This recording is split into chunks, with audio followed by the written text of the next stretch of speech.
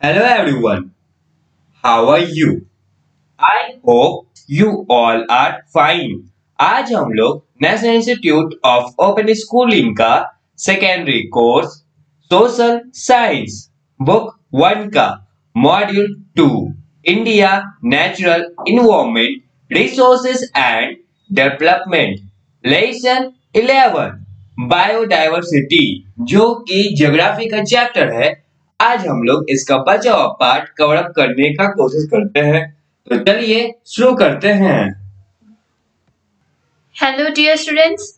Today we are going to cover up next topic which is wildlife in India. So let's start. You have studied earlier in the lesson that due to its unique geographical position, India is rich in wildlife. Wildlife of India is a great natural heritage. It is estimated that about 80% of all known plant and animal species on the earth are found in India. Many plants synthesize substances that are useful to the maintenance of health in humans and other animals. In recent decades, human encroachment has posed a threat to India's wildlife. In response to this, the system of national parks, wildlife sanctuaries, and protected areas, first established in 1935, has substantially expanded through Wildlife Protection Act 1972. Efforts are being made to protect and preserve biological diversity of our country under various programs. India has preserved vast tracts of natural habitats, birds, and plants in its 551 wildlife sanctuaries, 96 national parks, 25 wetlands, and 15 biosphere reserves spread almost in all the states of India. Besides these, there are 33 botanical gardens, 275 zoological parks, deer parks, safari parks, aquaria, etc. To make people aware conservation of threatened and endangered wildlife species in their respective areas. In India, for the purpose of effective conservation of natural habitat of wildlife, special schemes like Project Tiger 1973 and Project Elephant 1992 have been launched. These are very important as many species are at the brink of extinction. However, none of these efforts will be truly successful unless all Indians recognize their role in conserving biodiversity. जैसे कि आप लोगों ने इस lesson में पहले ही पढ़ लिया है क्योंकि जो हमारा इंडिया है उसका जो जियोग्राफिकल पोजीशन है बिल्कुल अलग है, यूनिक है। इसलिए ये हमारे वाइल्ड लाइफ की पोजीशन में बहुत ज़्यादा रिच है हमारा इंडिया। जो इंडिया का वाइल्ड लाइफ है वो हमारा एक प्राकृतिक विरासत है और 80% जितने भी नोन प्लांट और एनिमल स्पीसीज है अर्थ पे वो सिर्फ इंडिया में ही पाए जाते हैं। बहुत सारे ऐसे प्लांट्स है जो ऐसा सब्सटेंसेस को सिंथेसाइज करते हैं जिससे जो हमारे लिए यूजफुल होता है ह्यूमंस के लिए और दूसरे जानवरों के लिए। रिसेंट डिकेड्स में जितने भी ह्यूमंस के एक्टिविटी है उसकी वजह से हमारे जो भारतीय वाइल्ड लाइफ है उनको बहुत ज़्यादा खतरा पहुंचा है। इन सब के अलावा जो नेशनल पार्क सिस्टम्स है, वाइल्ड लाइफ सेंचुरीज है और प्रोटेक्टेड एरियाज है, इनको पहली बार 1935 में स्थापित किया गया था और वाइल्ड लाइफ प्रोटेक्शन एक्ट 1972 के अंतर्गत बहुत सारी कोशिशें की गई, बहुत सारे प्रोजेक्ट और स्कीम लाए गए ताकि बायोलॉजिकल डाइवर्सिटी को प्रिजर्व किया जाए। हमारे देश में बहुत सारे प्रोग्राम्स को लागू किए गए थे। इंडिया में बहुत सारे नेचुरल हैबिटेट्स को प्रिजर्व किया गया है, बर्ड्स, प्लांट्स को, जैसे कि 551 वाइल्ड लाइफ सेंचुरीज है हमारे इंडिया में, 96 नेशनल पार्क्स है, राष्ट्रीय उद्यान, 25 वेटलैंड्स है और 15 बायोस्फीयर रिजर्व्स है जो कि इंडिया के हर एक स्टेट में लगभग फैला हुआ है। इन सब के अलावा 33 बोटानिकल गार्डन्स है, 275 जूलॉजिकल पार्क्स है, डियर पार्क्स है और सफारी पार्क्स है, एक्वेरिया भी है, ठीक है। जिसकी वजह से जो लोग हैं वो जागरूक हुए हैं कंजर्वेशन की ओर, उन्होंने ध्यान देना स्टार्ट किया है कि वैसे जो वाइल्ड लाइफ स्पेसेस है, वैसे प्रजातियां जो विलुप्त होने के कगार पे है, उनका हम लोगों ने कंजर्वेशन स्टार्ट किया है। भारत में इफेक्टिव कंजर्वेशन के लिए जो नेचुरल हैबिटेट है वाइल्ड लाइफ का, उसके लिए स्पेशल कुछ स्कीम्स निकाले गए, जैसे कि प्रोजेक्ट टाइगर 1973 और प्रोजेक्ट एलिफेंट 1992 जिसको लॉन्च किया गया है। और ये जितने भी स्कीम है बहुत ज़्यादा इम्पॉर्टेंट है क्योंकि जो भी स्पेसीज विलुप्त होने के कगार पे है उनको कंजर्व किया जा रहा है इस स्कीम के थ्रू। लेकिन ये जो एफर्ट्स है वो अभी तक सक्सेसफुल सही मायने में नहीं हुआ है, क्योंकि जो इंडियन है वो अपने रोल को अभी तक नहीं पहचान पाए कि वो किस प्रकार से बायोडाइवर्सिटी को कंजर्व कर सकते हैं। Wildlife sanctuaries. The main objective of the wildlife sanctuaries is to ensure maintenance of viable population of wildlife and their desired habitat. The wildlife sanctuaries in India are home to around 2,000 different species of birds, 3,500 species of mammals, nearly 30,000 different kinds of insects, and more than 15,000 varieties of plants. These sanctuaries and forest reserves are home to several endangered species of animals and birds like the Asiatic elephant, the Royal Bengal tiger, the snow leopard, and the Siberian crane. Many of the forest reserves and wildlife sanctuaries of India are famous for particular species of animals. For instance, the Kaziranga in Assam is known for the Indian rhinoceros. Periyar in Kerala is famous for its elephants. India is also home to several migratory animals and birds like olive ridley sea turtles, Siberian cranes, and flamingos. तो हमारा जो wild life sanctuaries है इसका main जो उद्देश्य है इन wild centuries का कि वो ये इंश्योर करते हैं कि वो जितने भी वाइल्ड लाइफ का पॉपुलेशन है उनका जो डिजायर्ड हैबिटेट है वो हम लोग बना के रखे। ये जो वाइल्ड लाइफ सेंचुरीज है इंडिया में वो 2000 डिफरेंट स्पीसीज ऑफ बर्ड्स के घर मीन्स 2000 अलग अलग प्रकार की जो प्रजातियां हैं चिड़ियों की उनका घर हमारा इंडियन सेंचुरी है वाइल्ड लाइफ वाला। और 3500 एनिमल मैमल्स की प्रजातियों का घर है। करीब 30,000 अलग अलग प्रकार के जो इंसेक्ट्स है उनके घर है ये। और करीब 15,000 पौधों के भी हमारे वाइल्ड लाइफ सेंचुरीज घर है। ये जो सेंचुरीज और फॉरेस्ट रिजर्व्स है वो बहुत सारे ऐसे जानवरों और पक्षियों के घर है जो कि अभी विलुप्त होने के कगार पे, मतलब वो विलुप्त कभी भी हो सकते थे लेकिन अभी उन्हें हम लोग कंजर्व कर रहे हैं, जैसे कि एशियाटिक एलिफेंट हो गया, रॉयल बंगाल टाइगर हो गया, स्नो लेपर्ड और साइबेरियन क्रेन हो गए। बहुत सारे ऐसे जो फॉरेस्ट रिजर्व्स और वाइल्ड लाइफ सेंचुरीज है इंडिया में वो फेमस है अपने कुछ स्पेशल प्रजातियों के जानवरों के लिए। जैसे कि हम लोग काजीरंगा जो कि आसम में है, अगर हम लोग उसे देखते हैं तो उसमें उसका जो फेमस स्पेसीज एनिमल्स का वो राइनोसेरस, वहाँ पे राइनोसेरस को कंजर्व किया जाता है। अगर हम लोग पेरियार की ओर चले जो कि केरल में है तो वो अपने हाथियों के लिए प्रसिद्ध है। जो भारत है वो बहुत सारे ऐसे माइग्रेटरी एनिमल्स और बर्ड्स हैं उनके भी ये घर हो जाते हैं। माइग्रेटरी एनिमल्स और बर्ड्स उसे बोलते हैं जब कोई भी ऐसा जानवर या पक्षी जिसके कंफर्ट के अनुसार वहाँ का क्लाइमेट नहीं है तो वो माइग्रेट करके एक जगह से दूसरे जगह पे चले जाते हैं जहाँ पे उनको कंफर्ट मिलता है। तो ऐसे माइग्रेटरी बर्ड्स और एनिमल्स कौन कौन से हो गए? Olive ridley sea turtles, Siberian cranes and flamingos. National parks. The purpose of establishing national parks is to conserve the natural and historic objects and the wildlife and to provide for the enjoyment of the same in such manner and by such means as will leave the unimpaired for the enjoyment of future generations.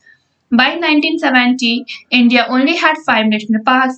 In 1972, India enacted the Wildlife Protection Act to safeguard the habitats of conservation-reliant species. The two main objectives of the Act are to provide protection to the endangered species listed in the Act and to provide support to the conservation area of the country classified as national park. जो ये राष्ट्रीय उद्यान है इसकी स्थापना का जो purpose था वो सिर्फ नेचुरल और हिस्टोरिक ऑब्जेक्ट्स जो कि वाइल्ड लाइफ से रिलेटेड है उनकी कंजर्वेशन के लिए। और वो किस प्रकार से इस वाइल्ड लाइफ के एंजॉयमेंट को ध्यान में रखते हैं और उसी में जितने भी अनइम्पेयर्ड एंजॉयमेंट फ्यूचर जनरेशन का उनको कंजर्व किया जाता है। 1970 से जो भारत है 1970 में से भारत के पास 5 ही राष्ट्रीय उद्यान थे, लेकिन 1972 आते आते जो इंडिया है उसने जो वाइल्ड लाइफ प्रोटेक्शन एक्ट को पूरी तरह से सेफगार्ड कर लिया था और उसने बहुत सारे ऐसे कंजर्वेशन के लिए प्लेस खोल लिए जिसमें जितने भी रिलायंट स्पेसेस है वो रह सके। इसके 2 मेन उद्देश्य है इस एक्ट के। पहला कि जो भी खतरे में जो भी पुरानी है जो भी प्रजातियां हैं जो कि एक्ट में लिखे गए उनका प्रोटेक्शन, और दूसरा है कि वो सपोर्ट करे उन प्राणियों को और कंजर्व करे अपने कंट्री में नेशनल पार्क के अंदर। So here is table 11.1 which shows rare species of animals found in national parks. यहाँ पे उन जानवरों का नाम लिखा हुआ है जो कि जिनकी प्रजातियां खत्म होने के बिल्कुल नजदीक है, और किस नेशनल पार्क में इसको कंजर्व किया जाता है वो लिस्ट में दिया हुआ है। आप इसको देख लेना अच्छे से और याद भी कर लेना। मे बी क्वेश्चन इससे अराइज हो सकते हैं। So and here is the map which shows national park, wildlife sanctuaries and bird sanctuaries in India. So यहाँ पे आपका वाइल्ड सेंचुरी कहाँ पे है, बर्ड सेंचुरी कहाँ पे, कौन सा है और नेशनल पार्क कौन सा है, ये आपके मैप में दिया हुआ है। आप इस मैप को भी ध्यान से देखना, बिकॉज एग्जाम में शो करने के लिए बोला जाता है कि कौन सा जो नेशनल पार्क या फिर वाइल्ड लाइफ या जो बर्ड का जो सेंचुरी है वो किस प्लेस पे है। तो आप इस मैप को भी केयरफुली रीड कर लेना। Next one is wetlands.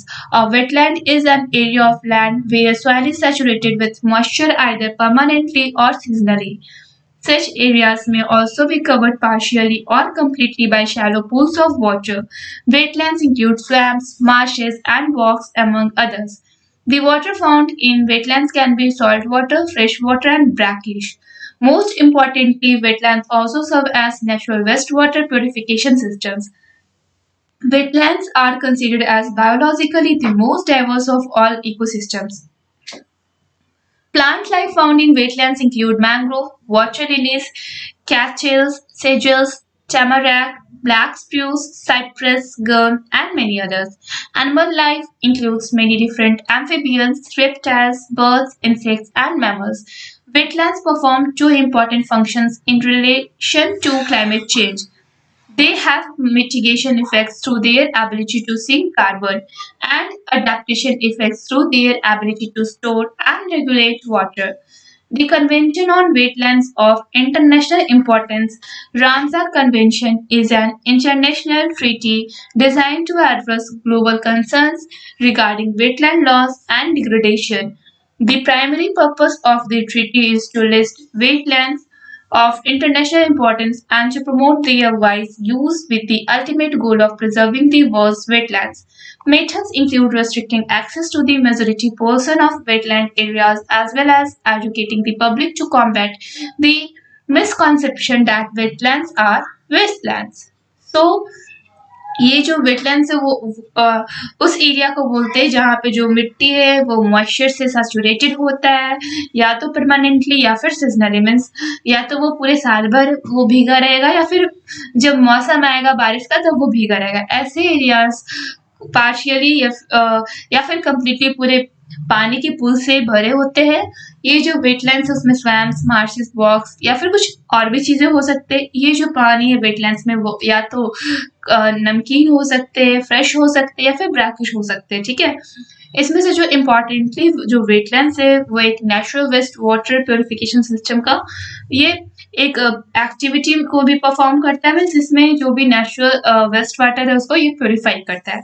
जितने भी वेटलैंड्स है उसे बायोलॉजिकली बहुत ज्यादा डाइवर्स माना जाता है, जितने भी इकोसिस्टम है उन सब के बीच में। जो प्लांट लाइफ है वेटलैंड्स में पाए जाते हैं वो कौन कौन से, मैंग्रोव, वाटर लिलीज है, कैटल्स है, सेजेस, टैमरिक, ब्लैक स्प्रूस है, साइप्रस, गम और भी बहुत सारे हैं। जितने भी जानवर है including amphibians, reptiles, birds, insects and mammals वो भी वेटलैंड्स में पाए जाते हैं।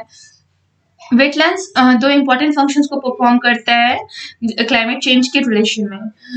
उन्होंने मिटिगेशन इफेक्ट्स जो है उसमें वो जितने भी कार्बन है उनको सिंक करते हैं और फिर जो हम पानी को वो इफेक्टिवली स्टोर करते हैं और उस वाटर को रेगुलेट भी करते हैं। ये जो कन्वेंशन है वेटलैंड्स के ऊपर में ये इंटरनेशनली इम्पोर्टेंट है, रामसार कन्वेंशन। जो एक मोस्ट इम्पोर्टेंट हमारा जो वेटलैंड है वो है रामसार कन्वेंशन। इसका इंटरनेशनली भी महत्व है और ये एक इंटरनेशनल ट्रीटी है जिसके डिजाइन किया गया है कि ये ग्लोबल कंसर्न के रिगार्ड में काम करे और जितने भी वेटलैंड है वो डिग्रेडेशन होने से बचाए। इसका जो प्राइमरी पर्पस है इस ट्रीटी का वो है कि जितने भी वेटलैंड्स है इंटरनेशनल इंपॉर्टेंस के उसको ये पहले कंजर्व करे और फिर उसको प्रमोट करे, ताकि इसका जो अल्टीमेट गोल है इसमें क्या है, इसका अल्टीमेट गोल कि ये वर्ल्ड्स वेटलैंड्स को प्रिजर्व करे। इसमें कुछ मेथड्स भी इंक्लूड किए गए हैं जैसे कि जो मेजोरिटी पोर्शन है वेटलैंड एरियाज का, साथ में जो एजुकेशन है जो पब्लिक कॉम्बैट के लिए है, मिसकंसेप्शन है, इन सबको जो वेटलैंड्स है वो ना कि वेस्टलैंड से नाम से जाना जाए, बल्कि इसका कुछ यूज हो सके। Now, here is table 11.2 which shows wetlands in India. Bharat में कौन कौन से wetlands है और किस जगह पे और उसको कितने एरिया में वो फैले हुए हैं। Okay, biosphere reserves. Biosphere reserves are multi-purpose protected areas to preserve the genetic diversity in representative ecosystems. The Indian government has established 15 biosphere reserves, which protect larger areas of natural habitat than a national park or wildlife sanctuary, and often include one or more national parks and or preserves along buffer zones that are open to some economic uses. Protection is granted not only to the flora and fauna of the protected region, but also to the human communities who inhabit these regions. The main objectives to establish them are to conserve diversity and integrity of the life of plants, animals, and microorganisms, to promote eco-friendly, sustainable life in the areas, and to promote ecological conservation research, education, awareness, and training in the life of such areas. सो ये जो हमारा biosphere reserve इसके multipurpose है, ये एक protected areas है, इसमें genetic diversity को प्रिजर्व किया गया, साथ में इकोसिस्टम को रिप्रेजेंट भी करते हैं। जो हमारे इंडियन गवर्नमेंट है उसने 15 बायोस्फीयर रिजर्व्स को एस्टैब्लिश किए हैं, जिसमें जो लार्जर एरियाज है उसको प्रोटेक्ट किए गए हैं नेचुरल हैबिटेट से, जैसे कि नेशनल पार्क और वाइल्ड लाइफ सेंचुरी से है, उससे ये थोड़ा सा अलग है। और ये जो नेशनल पार्क्स या फिर हमारे जो ये जो हम लोग प्रिजर्व्स कर रहे हैं बफर जोन्स, वो हम लोग बायोस्फीयर रिजर्व्स में करते हैं। इसमें कुछ ओपन एरियाज है और इसके कुछ अपने इकोनॉमिक यूजेस है। जो प्रोटेक्शन है वो सिर्फ फ्लोरा को ही ग्रांट नहीं किया गया, बल्कि फौना को भी इसमें प्रोटेक्ट किया गया इस क्षेत्र में। लेकिन जो ह्यूमन कम्युनिटीज है वो इस रीजन्स में आते हैं, और इसका जो मेन ऑब्जेक्टिव है इस बायोस्फीयर को रिजर्व करने का, वो क्या है कि इसमें हम लोग डाइवर्सिटी और integrity of life of plants को, एनिमल्स और जितने भी माइक्रो ऑर्गेनिजम्स हैं उन्हें कंजर्व करें, और हम लोग इको फ्रेंडली सस्टेनेबल लाइफ को उस एरियाज में प्रमोट करें। मीन्स हम लोग इको फ्रेंडली हो जाए। और एक है लास्ट वाला कि हम लोग उसमें प्रमोट करें इकोलॉजिकल कंजर्वेशन को, रिसर्च, जितने भी एजुकेशन है, जागरूकता फैलाए, ट्रेनिंग दे इस एरियाज में। And now here is the map work figure 11.5 which shows biosphere reserves in India. Bharat में कहाँ पे बायोस्फीयर रिजर्व्स है वो यहाँ पे शो किया गया है। And here is the table 11.3 which shows biosphere reserves belongs to which state. तो यहाँ पे आपको बायोस्फीयर रिजर्व्स भी दिया गया और किस स्टेट में बिलोंग करता है वो भी यहाँ पे शो किया गया है। ओके, वेल चैप्टर अभी कंप्लीट नहीं हुआ है, नेक्स्ट वीडियो में नेक्स्ट टॉपिक कवर अप होगा। तब तक के लिए इस चैप्टर का इंटेक्स क्वेश्चन बनाने का प्रयास करें और साथ ही साथ इस चैप्टर को पढ़ने और समझने का प्रयास करें। That's all for today, thank you everyone.